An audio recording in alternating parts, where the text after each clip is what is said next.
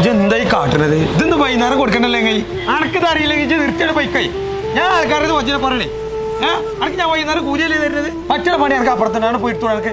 Boss ഒന്നല്ലേ ഞാൻ BTech പഠിച്ച ആളല്ലേ, കുറച്ച് മയത്തിൽ സംസാരിച്ചോളൂ. ഇച്ചേ ആ നിൽക്കണ 9ാം ക്ലാസ്സുകാരനും ഇജ്ജൊക്കെ ഒരേപോലെ അനക്ക് പറ്റുകയൊക്കെ ചെയ്തോ അല്ലെങ്കിൽ പൈക്ക കേട്ടോ.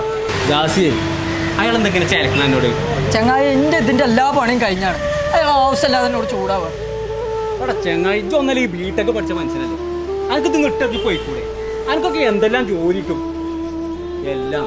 അവിടെ ചൂടായി എന്നോടായോണ്ടിരുന്നു അവിടെ പോച്ച പോളിയെ കരഞ്ഞ അല്ലേ? അനക്കെന്താ വണ്ടി പണി?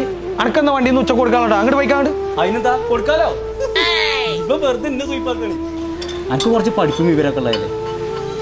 എനിക്ക് ഞാൻ നല്ലൊരു സ്ഥലം പറഞ്ഞേ, ഇജ്ജ് പെരിന്തൽമണ്ണ പോവാ.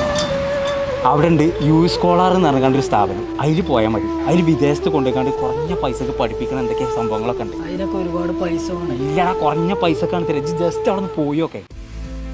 10th ക്വാളിഫൈഡ് സ്റ്റുഡൻ്റ് ആണെങ്കിൽ പോലും പോകാൻ കഴിയുന്ന കൺട്രീസ് നമുക്ക് അവൈലബിൾ ആണ്. ഇയാളിപ്പോൾ ബിടെക് ആണല്ലോ കംപ്ലീറ്റ് ആയിട്ടുള്ളത്. സോ ജർമ്മനിയിൽ നമുക്ക് ഫ്രീ എഡ്യൂക്കേഷൻ അവൈലബിൾ ആണ്.